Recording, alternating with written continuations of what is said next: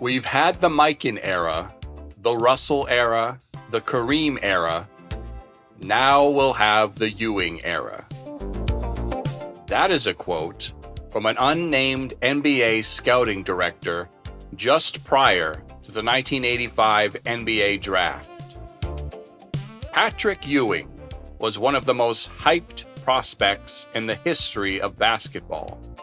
You can count on one hand the amount of players who lived up to overwhelming hype. Patrick Ewing did not end up on the same level as the players mentioned at the top. But hype should not be a factor in determining a player's career or success. So join me today as I cover Patrick Ewing's entire career in The Basketball Experiment. Patrick Ewing was drafted first overall by the New York Knicks in the 1985 NBA draft. The Knicks were in complete rebuild mode after a devastating injury to star Bernard King last season.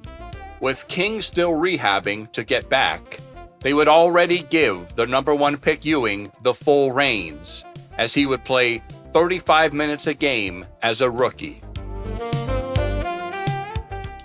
He would put up decent production, but his season would end in early March, and he would only play 50 games. In the 1987 season, Ewing would still put up decent production. The Knicks were hoping a team-up of Ewing and King would happen, but they never stepped on the court together. And in the off-season, King would depart the team. After a total of just 71 wins the last 3 seasons, the Knicks would now officially build around the 25-year-old Ewing. In the 1988 season, perhaps worried about the games he had missed the last 2 seasons, Ewing's minutes would drop to 31 a game, but he would provide all-star level production as the Knicks improved to 38 wins. A losing season, but it was enough to qualify for the playoffs. Losing to the Celtics in the first round, Ewing still maintained his all-star level, showing enormous promise for the future. In the 1989 season, Ewing got the full reins back, as he would play 36 minutes a game. It was his finest season so far, as he played at an All-NBA level and received his first career MVP vote.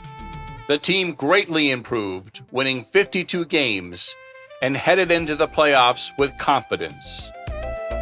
And we are going to take a look at the 1989 season for Patrick Ewing and compare them to his last 3 seasons, or the first 3 seasons of his career, 86 through 88.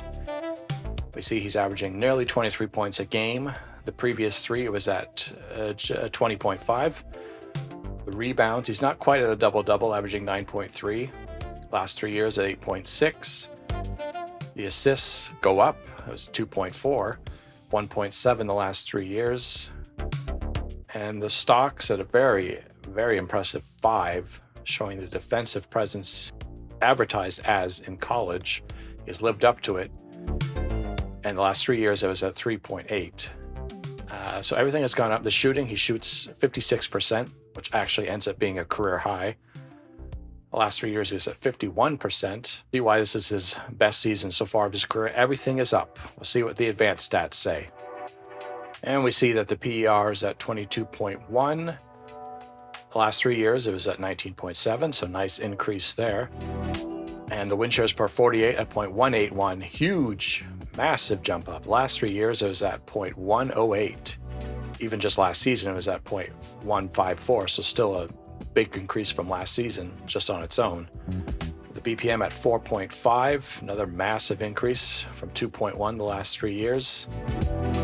And the VORP at 4.8. Last year was at a 4, so he increased that as well. So we see definitely an all-NBA level player.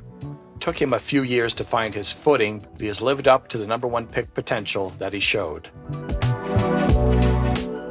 In the playoffs, the Knicks would sweep the 76ers, to move on to the semis to face Jordan and the Bulls.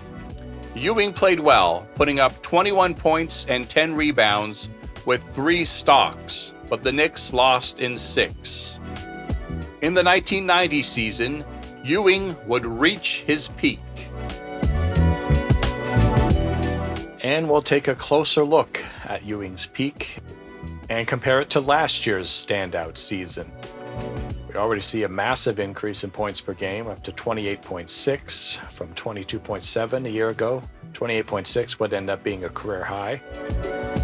Also shot 55%, just down slightly from 56% last year.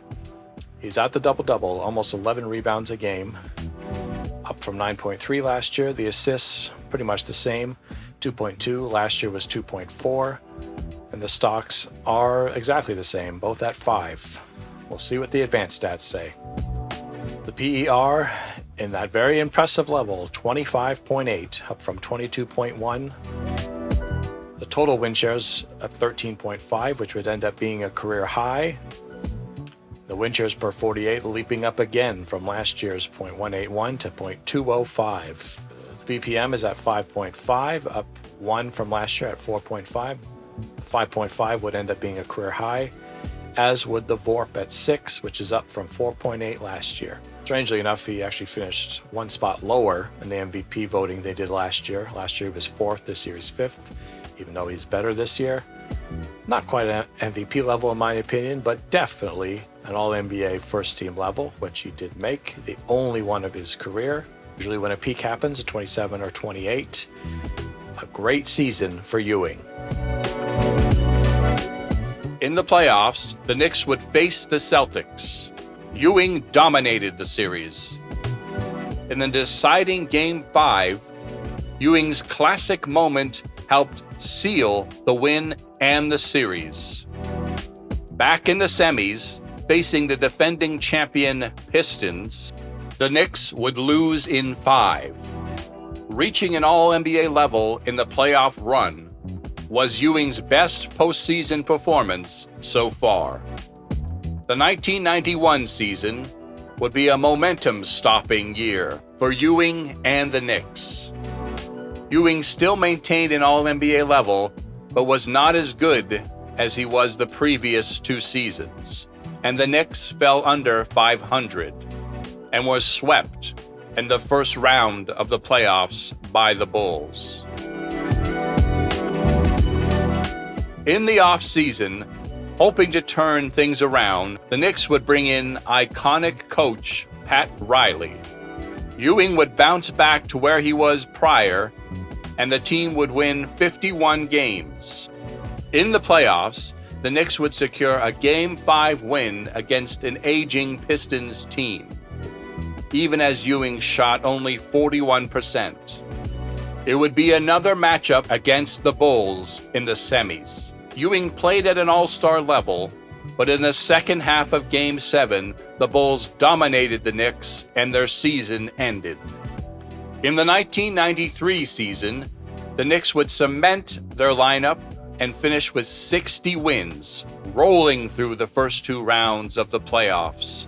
Their Eastern Conference Finals opponent would be a 3rd straight matchup with the Chicago Bulls. The Knicks leapt up 2-0, but proceeded to lose 4 straight games, which meant the 4th defeat in the last 5 postseasons at the hands of the Bulls. And we'll just take a quick look at the first conference finals run for Patrick Ewing. We see the basic statistics look pretty good. 25 and nearly 11 rebounds, easily a double-double. Shot 51% as well. 2.4 assists, 3.2 stocks. But we'll see what the advanced stats say. We see a PR of 21.6, the win shares per 48 at 0.155, the BPM at 4.5. So I would say these numbers are saying he's close, in my opinion, of course, close to an All-NBA level, but a bona fide All-Star level in a conference final run. Very impressive stuff from Patrick Ewing. The 1994 season would see Ewing trending up towards his peak season of 1990. The Knicks would stay great, winning 57 games. And in the playoffs, they would head into the semis, facing yet another matchup with the Bulls. But this time, someone was missing. In Game 5, with the series tied 2-2, a close game with a controversial ending, the Knicks walked away with the win and 3-2 series edge. Despite a 26-point, 14 rebound, and 4 blocks game from Ewing, the Bulls held the Knicks off to force a Game 7. In Game 7, Ewing struggled shooting, but still provided 17 rebounds and 6 assists. The Knicks would ride a 17-point and 20-rebound game from Charles Oakley to win the game and the series. The Knicks had finally defeated the Bulls. Back in the conference finals, they would be facing the Indiana Pacers. Another tough battle for the Knicks. They would win at Game 6 to force a deciding Game 7. In that game, Ewing put up 22 rebounds and had 5 blocks. And in a classic moment, his dunk would help secure the first berth in the finals for the Knicks in 21 years. The finals matchup would feature a center battle for the ages. Ewing versus Olajuwon. Ewing's shooting struggles were not solved, finishing the series shooting only 36%. He would average 5.6 stocks to help anchor the defense. It would be the third straight Game 7 for the Knicks. In that game, Ewing only scored 17 points and had 5 turnovers. Star guard John Starks provided no help, shooting 2 of 18. It still ended up being a close game, but the Knicks came up short, losing their championship bid. And we're going to look at the entirety of Patrick Ewing's 1994 season, including the regular season and playoffs. And first with the basic stats from the regular season, and we're going to compare them to his 1990 peak season. We see the scoring has gone down from 28 down to 24. Not really taking less shots, just 1.4 less shots, but the percentage goes down from 55 to 49. The rebounds pretty much the same, 11.2, like 90, 10.9. Assists pretty much virtually the same. And the stocks have gone down. In 1990, it was 5. In 1994, it's 3.8. Well, he's older, so obviously he's not blocking as many shots. But we'll see what the advanced stats say. And we see right away the clear evidence that the offense has gone down. So the PER is at 22.9, and back in 90, it was 25.8. But now it gets interesting from a production level of not just scoring points. Total win shares is pretty close, 13.1 to it was 13.5 in 1990. The win shares per 48 has actually gone up. It was 0.205 in 90, now it's 0.211, which would end up being his career high. And the BPM is pretty similar, 5.5 in 90, now it's 5.2, and the VORP pretty close as well at 5.5. In 1990 it was 6. Also keeping in mind, in 1990 he played nearly 200 more minutes than he did. So if he had played just a few more minutes, maybe you see his total win shares and his VORP perhaps even eclipse his 1990 mark. I think I would still go with 1990 as his peak, obviously, but the 1994 advanced stats show that this season was pretty close. And we'll just take a look at the basic statistics for his playoff run in 94. Double-double easily, 21.9 points, 11.7 rebounds, 2.6 assists, 4.3 stocks. Normal production for what we've seen with Ewing.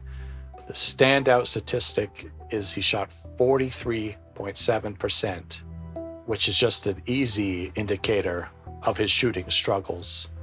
Last year in the conference final run, against Chicago, shot 51%, so big drop off. And the advanced stats actually show that the production level in this year's playoffs was pretty close to the same as last year. Last year has the slight edge, as we see with the PR is 20.6. Last year it was 21.6. Win shares per 48.15. Last year 0.155. The BPM nearly identical, 4.4. Last year 4.5. And of course, this was the most playoff games and most playoff minutes he would ever play. So we see career highs in total win shares, 3.2, and career high in FORP at 1.7. So overall, this finals run, nearly winning the championship, Ewing, to me, still easily reaches the All-Star level, but he just is not quite there at an All-NBA level in the playoffs. But still very impressive to reach an All-Star level this long a run, and for as much time as he played. 25 games played in this year's playoffs and playing over 1,000 minutes. Now at age 32, Ewing would start to move away from an All-NBA level. The Knicks were still good, winning 55 games in the 1995 season. They would advance to the semis in the playoffs, have a rematch with the Pacers. Ewing maintained an all-star level in another tough series that went to a Game 7. Ewing played great, putting up 29 points, 14 rebounds, 5 assists, and 4 blocks. But the Knicks lost by 2 points, and another disappointing playoff loss had occurred. The Knicks core was aging in the 1996 season, and they went out in 5 games to the Bulls in the semis. In the 1997 season, Ewing would bounce back from last season, earning the final MVP vote of his career. The Knicks also bounced back, winning 10 more games than the previous year. In the playoffs, playing in the semis again, this time against Alonzo Mourning and the Miami Heat. A very memorable and physical series. It also would go to Game 7. Ewing played spectacular in that game, putting up 37 points and 17 rebounds. But to no avail. Another Knicks defeat. Injuries would make 1998 a lost season for Ewing, only playing 26 games. And in the playoffs, just the final 4 games in their loss to the Pacers in the semis. In the 1999 playoffs, the 8th-seeded Knicks had surprisingly taken the number 1 seeded Miami Heat to a Game 5. In that game, Ewing scored a game-high 22, but it was a game winner from Allen Houston that clinched the upset. The Knicks' impressive run continued, sweeping the Hawks to face their rival Indiana Pacers in the conference finals. Ewing would go down in Game 2 with an injury and miss the rest of the series. Without him, the Knicks knocked off the Pacers in Game 6 to become the first 8th seed to reach the finals in NBA history. However, in the finals, they were no match for the Spurs, losing in 5 games. The 2000 playoffs would be the final long postseason run for Patrick Ewing, providing starter-level production as the Knicks made another conference finals run, but this time lost to the Pacers. In the offseason, Ewing's incredible Knicks run would come to an end, being traded to the Seattle Sonics. He would play there only 1 year before spending his final season as a role player for the Orlando Magic. His final game in round 1 of the playoffs against the Hornets, he would make one final defensive stand, grabbing 10 rebounds and blocking one more shot. And we'll take one last look at Patrick Ewing's career, focusing on his prime, which is 9 seasons, 89 season through 97. See, 24 points a game, go with 10.9 rebounds, comfortable double-double, 2.3 assists and the 3.8 stocks, while shooting 51% from the field, 75% from the foul line. The basic numbers are definitely very impressive.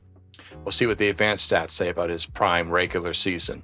The PER at 22.5, the win shares per 48 of 0.174. The average win shares during his prime per season he averaged was 10.8, the BPM at 4, and his highest VORP we covered was the 1990 peak season of 6. In my opinion, looking at the advanced statistics, he's definitely in his 9-year prime stretch an all-NBA talent pretty much year in, year out, with maybe a couple of exceptions. Very impressive prime performance from Ewing. We'll take a look at the playoffs next. And as we look at the playoffs, we'll compare it to the regular season. The points go down just a basket from 24 to 22.6. The rebounds virtually the same. The assists, same thing. And the stocks, just dipping slightly from 3.8 to 3.4. Shooting percentage drops 3% from 51 to 48. So the basic stats are saying just a slight dip from the regular season to the playoffs during his prime. But we'll see what the advanced stats say. When we see the PER drops a couple points from 22.5 to 20.4. A big dip here. The win shares per 48 at 0.174 in the regular season, dropping to 0.139. BPM just a little drop from 4 to 3.7. In my opinion, I do feel the drop does go down a level, just one level, from All-NBA in the regular season during his prime to All-Star level during his prime in the postseason, which is not disappointing in any way. It's not terribly dramatic, but it is down a level. You just wish the efficiency would have been on the same level in the playoffs as it was in the regular season. But having said that, still an incredible career, a long 9-year prime from Ewing. Being an All-NBA level player, as the title says, in a tough era to be a star center. Ewing still accomplished a lot, had a great career. If you agree or disagree, let me know down in the comments.